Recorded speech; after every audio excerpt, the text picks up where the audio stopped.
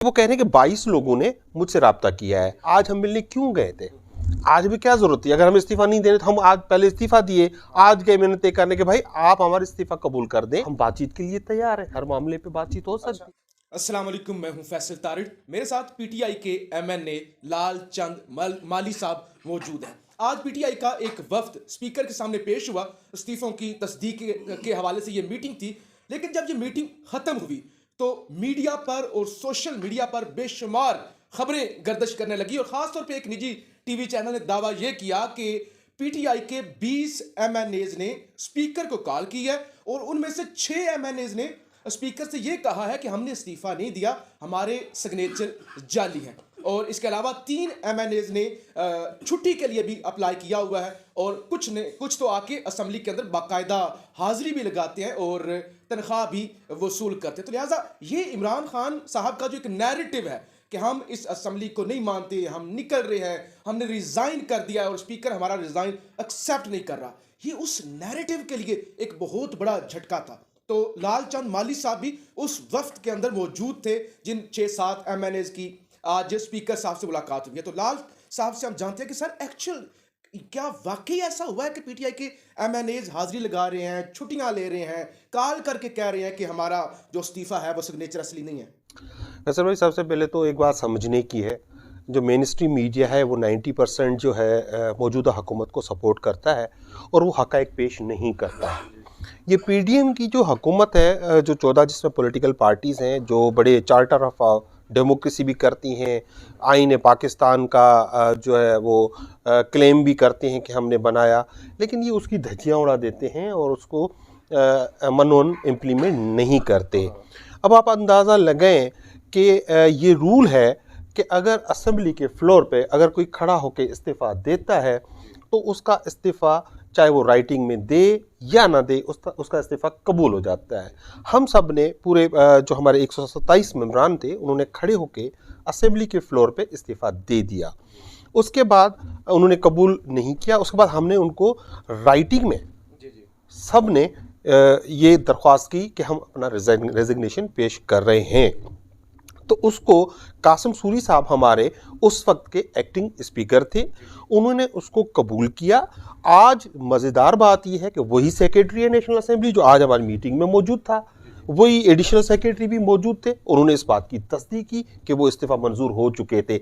जब एक दफ़ा एक स्पीकर इस्तीफ़े मंजूर कर दे तो दूसरा स्पीकर आकर उसको रिवर्स नहीं कर सकता। ये गैर आइनी है, गैर कानूनी है, ये स्पीकर के ऑफिस का मजाक है।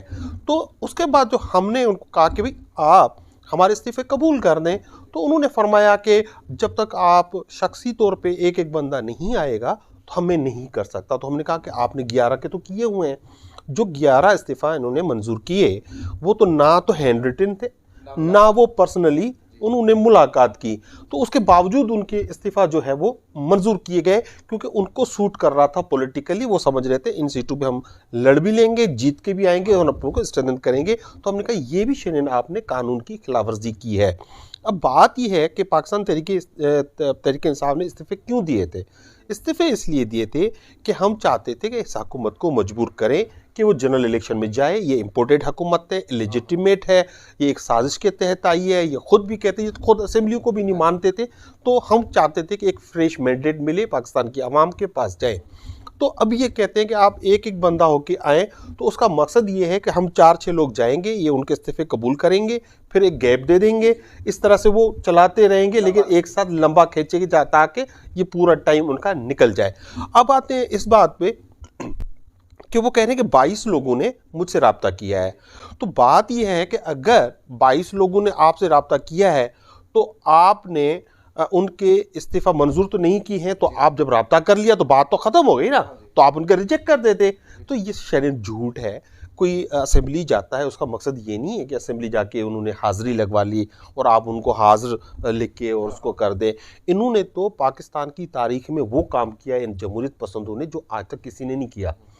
मियाँ मोहम्मद सोमरो को उन्होंने अपना डिसीट कर दिया सिर्फ इस बुनियाद पर कि वो एब्सेंट थे, 40 डेज एब्सेंस थी उनकी। ये कभी नहीं हुआ है। तो ये जमहूरियत के नाम पे मजाक उड़ा रहे हैं। भाई, ये जो गुलाम बीबी बरवाना और ज़ुबैदा जलाल साहिबा और एक लाली साहब है, उन्होंने तो छुट्टी के लिए शायद अप्लाई किया, कोई इस तरह की इसमें है सदाकत? सर देखिए ना, अब कोई मेरे नाम से भी कोई एप्लीकेशन भेज सकता है। देखिए, ये डिफेम करने के लिए पाकिस्तान तहरीक इंसाफ को हर बार इस्तेमाल करते हैं। जिस तरह ऑडियो लीक्स, वीडियो लीक्स, इनको कोई करप्शन के केसेस नहीं मिले तो घड़ी की कहानी लेके आए और ख़ुद तोशा खाना के कोई डिटेल्स अपने देने के लिए तैयार नहीं है। तो ये सारा एक साइकिल है जो ये चला रहे हैं।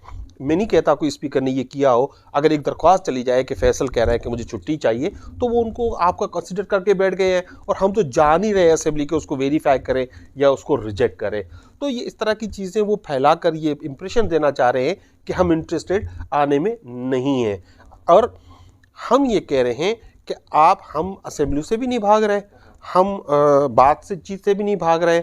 आप एजेंडा पे जनरल इलेक्शंस को ले आएँ, अर्ली इलेक्शंस को ले आएँ, तो हम बातचीत के लिए तैयार हैं। हर मामले पे बातचीत हो सकती है। अच्छा लाल भाई, इस वाले से भी हमने बात करी, लेकिन ये बड़ा सोशल मीडिया क्या, बल्कि आप तो मेन स्ट्रीम मीडिया पे सुबह से डिस्कस हो रहा है कि शाह महमूद कुरैशी साहब के इख्तलाफात हैं, परवेज़ खटक साहब नहीं गए आज स्पीकर से मिलने के लिए तो उनके इख्तलाफात हैं, तो वो इस्तीफे नहीं देना चाहते, वो इस्तीफों पे बल्कि बात ही नहीं करना चाहते, वो सिर्फ इलेक्शन के हवाले से बात करना चाहते हैं। और फिर खान साहब ने भी आज शाह महमूद कुरैशी साहब को, परवेज़ खटक साहब को लाहौर बुलाया है। तो ये जो एक रूमर्स चल रही हैं, बल्कि इस तरह की वो एक फेक न्यूज़ आप कह लीजिए सुबह से चल रही हैं, इस बारे में आप क्या कहते हैं? सर देखें, ये हो नहीं सकता कि शाह महमूद कुरैशी, असद उमर, परवेज़ खटक साहब अगर खान साहब को कोई रिक्वेस्ट करें और वो ना माने। मैं एक पार्टी का एक्टिव मेंबर हूँ, मैं हर मीटिंग में, पार्लियामेंट्री कमेटी के मीटिंग में मौजूद होता हूँ। एक मीटिंग मैंने ऐसी नहीं देखी जिसमें उन्होंने कहा है कि हम आपकी कोई बात नहीं मानते या हम इसकी इस तरह से मुखालफत करते हैं, बल्कि ये इंसिस्ट कर रहे हैं फवाद चौधरी और ये सारे हमारे जो सीनियर लीडरशिप है कि किसी तरह आप हमारा इस्तीफ़ा कबूल कर लें। आज हम मिलने क्यों गए थे? आज भी क्या ज़रूरत थी? अगर हम इस्तीफ़ा नहीं दे रहे तो हम आज पहले इस्तीफ़ा दिए, आज गए मैंने तय करने के भाई आप हमारा इस्तीफ़ा कबूल कर दें, वो जो नोटिफिकेशन है वो इलेक्शन कमीशन को आप भेज दें। तो हम तो ये कहने गए थे ना, इसमें वेरिफिकेशन का चक्कर ही नहीं है। कासम सूरी ने इस्तीफ़ा कबूल किए हुए हैं, नोटिफाई किए हुए हैं, आप इलेक्शन कमीशन को भेज दें, आप आ जाए मैदान में, हम आपसे कौमी असेंबली का इलेक्शन लड़ते हैं पूरे पाकिस्तान में। तो ये उनकी बात ठीक नहीं है। ये बार बार इस तरह की इन्होंने बड़ी कोशिश की है ना। ये सिर्फ इस अपना ये झूठी ऑडियोज़ ले आके भी हमारी लीडरशिप में डिवाइड पैदा करने की कोशिश की है। इन्होंने शाह महमूद के हवाले से इस तरह की खबरें फैलाई कि वो प्राइम मिनिस्टर के उम्मीदवार है, और वो हालांकि वो बार बार वो खुद कहते हैं कि मेरा लीडर इमरान खान है, तो उनके हवाले से वो खबरें फैलाते हैं। असद उमर के हवाले से तो ये अफवाहें हैं। और मैं शुक्रगुजार हूँ हमारे सोशल मीडिया टीम्स का, हमारे सोशल मीडिया का, जो इनका ये जो भी झूठा बयानियाँ बनाते हैं वो रद्द हो जाता है इस बुनियाद पर। ये सारे लीडर जिनका नाम लेते हैं, आज आपको पता था, कल से हमने एक कॉल दी हुई है एहतजाज की, एक इम्पॉर्टेंट मीटिंग थी, सबको उसमें बुलाया गया। और क्योंकि ये स्पीकर से मुलाकात थी तो हम अपने साबिका स्पीकर जो है असद कैसर साहब, उन्होंने लीड किया कि आप जाके इस चीज़ को लीड करें। लाल भाई, आखिरी दो सवाल। आज अभी असद कैसर साहब की स्टेटमेंट आई है कि हुकूमत उन्हें एक ऐसे इंटरिम सेटअप की ऑफर कर रही है, यानी ऐसा अबूरी सेटअप जिसकी कोई मुद्दत डिसाइडेड ना हो कि 6 महीने का है, 2 महीनों का, यानी वो कहते हैं कि हम चले जाते हैं, लेकिन जो इंटरिम सेटअप है वो हम उसको लंबा चलाएंगे। तो इस हवाले से कोई खबर है आपके पास? देखिए, कुछ ताकतें हैं जो इस मुल्क में नहीं चाहती कि अवाम के ताकत से कोई इक़्तिदार में आए। वो अगर आज कोई आ सकता है तो वो इमरान खान है।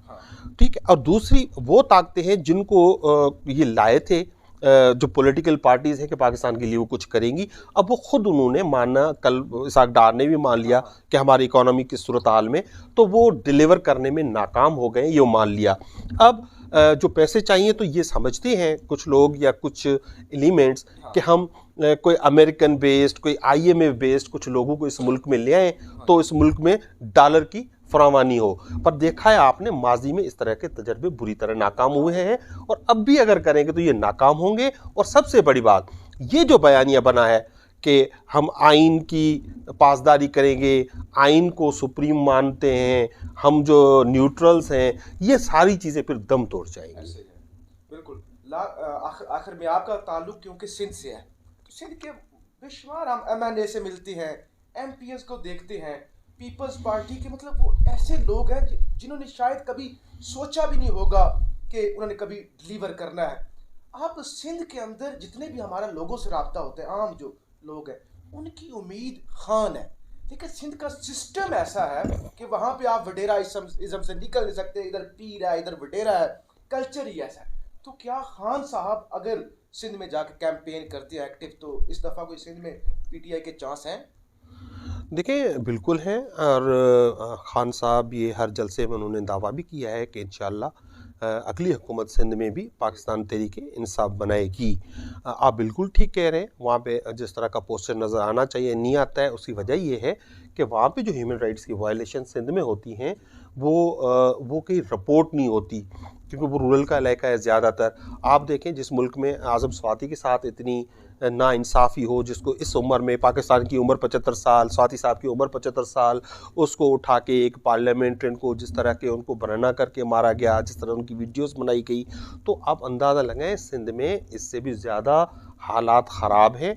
वहाँ पे तो आप पानी पीने के पानी नहीं आता है, आप अगर डेमोस्ट्रेशन करते हैं तो आप पे दहशतगर्दी के मुकदमे में होते हैं। ये एटीए जो है दहशतगर्दी जो इमरान खान पे भी इन्होंने लगाया है, ये तो लगाया था हमने, कानून आया था हार्ड कोर क्रिमिनल्स के लिए, जो मर्डर करते हैं, जो बीहेडिंग करते हैं, सर तन से जुदा कर देते हैं, ये उनके लिए आया था। ये पॉलिटिकल वर्कर्स पे वो करते हैं, उनको डराने की कोशिश करते हैं। लेकिन सिंध तैयार है। सिंध में आपने इस सैलाबों में अगर देखा हो तो सिंध अभी तक कई अजला में पानी खड़ा है, और वो लोग जो इस कड़ाके की सर्दी में खुले आसमान के तले पड़े हुए हैं। और आपने देखा जो यूनाइटेड नेशंस ने आपको खेमे दिए, वो ये अपने जलसों में इस्तेमाल कर रहे हैं, और जो राशन आया हुआ था वो इनके पटवारी जो हैं वो बेच रहे हैं। तो सिंध के लोग तंग आए हुए हैं इस बैड गवर्नेंस से। सारा इंफ्रास्ट्रक्चर तबाह है, तालीम तबाह है, सेहत तबाह है। तो इंशाल्लाह पाकिस्तान तहरीक इंसाफ आइंदा इलेक्शन में इसमें भरपूर अपना कामयाबी हासिल करेगी। लाल भाई बहुत शुक्रिया।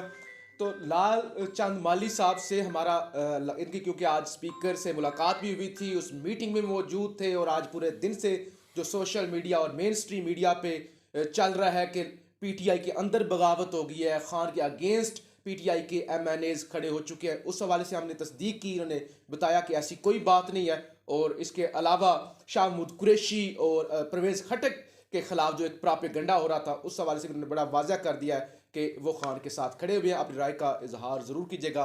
पाकिस्तान जिंदाबाद।